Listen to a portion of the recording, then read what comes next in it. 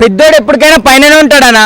అమాయకులు బీదలు మామూలుగా వాళ్ళకి వచ్చే గింత చిన్న చిన్న వస్తే వాళ్ళు చెప్పుకోవడం అవి ఇవి అని చెప్పి ఒక మనిషిని ట్రోలర్ చేసి కొన్ని కామెంట్లు చేస్తే నిజంగా అంటే మనిషి హృదయం తెలియదు. కానీ ఆ కామెంట్ పడుతున్నోనికి ఆ ట్రోల్ వింటున్నోనికి ఇంకోటి ఎవరంటే ఎప్పుడైతే ఆ ఊరు కానీ వాళ్ళ బంధువులు కానీ వాళ్ళ దాని గురించి ఇంకా విచారించి వాళ్ళని చచ్చిన పాముని ఇంకా చంపుతున్నట్ల ఆ విధంగా ఆమె అట్లా దానికి గురి అయిపోయి ఆమె ఆ విధంగా వేసుకునేదని అయితే నాకైతే అనిపించింది అన్న. నా మనుషులు అయితే నిజంగా ట్రోలర్స్ మరి కొన్ని మంచి వాళ్ళని లేపుతారు, కొన్ని ఈ విధంగా ఎందుకు ట్రోల్ చేస్తారో. అరే జస్ట్ మనం కూడా ఎడిటింగ్ చేస్తాం భయ్య, కూర్చొని ఓ పార్ట్ని లేని పార్ట్ని తీసుకొచ్చి పెట్టి అతికించి ఒక మనిషిని ఇంతరంగా బాధ పెట్టడం.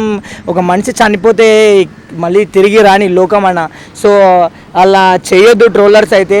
ఏదైనా ఉంటే ఒక నవ్వుకునే విధంగా చేస్తే అది ట్రోల్ అంటే బాగుంటుంది. కానీ ఒక మనిషిని కించపరిచి ఒక మనిషిని బాధ పెట్టి ఇంతరాంగా బ్రతుకున్నాగానే ఆమె పక్కనోళ్ళు కానీ ఎవరైనా అంటుంటే ఆమెకి ఎంతో నరకం అన్న. అట్లా ట్రోల్ చేయొద్దని కామెంట్ చేస్తున్న వాళ్ళు కూడా ఏ అమ్మ వానికి డీపీ ఉండదు, ఏముండదు, వాడు ఫేక్ ఐడి పెట్టుకుంటాడు, జస్ట్ కామెంట్ నెగిటివ్ కామెంట్ ఏదో ఒకటి చేస్తాడు, ఒక మనిషిని బాధ పెడతాడు అంతే. అది అసలు ఏమొస్తుందో మళ్ళీ నాకు అర్థం కాదు. కానీ నిజంగా ఇట్లాంటివి ఎవరు చేస్తున్నారో కూడా దీని గురించి అయితే నాకు అర్థం కాదు. కానీ ట్రోలర్ చేస్తున్న వాళ్ళకి ట్రోల్ అంటే నలుగురిని నవ్వించు, నలుగురు నవ్వాలి. కానీ ఒక మనిషి మొత్తానికి దానికి బానిస అయిపోయి మెంటల్గా ప్రిపేర్ అయ్యే విధంగా ట్రోల్ చేయొద్దు భయ్య.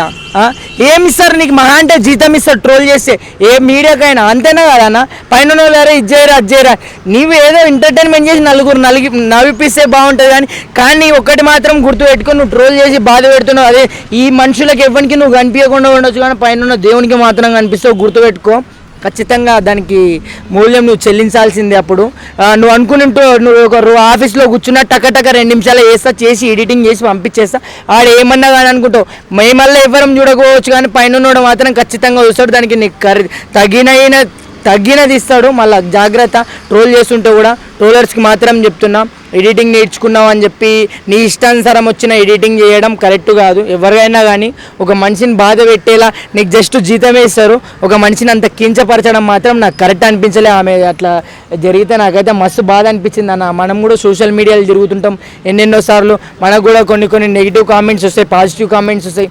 కానీ ఇంకొకటి అన్న, ఈ మీడియా వాళ్ళు ముందుకు కూడా వచ్చే వాళ్ళకి ఒక మాట చెప్తా, ఈ కామెంట్లు ఇవన్నీ ఎదుర్కొనే దమ్ము ఉంటేనే దీన్ని ముందుకు వచ్చి మాట్లాడాలి.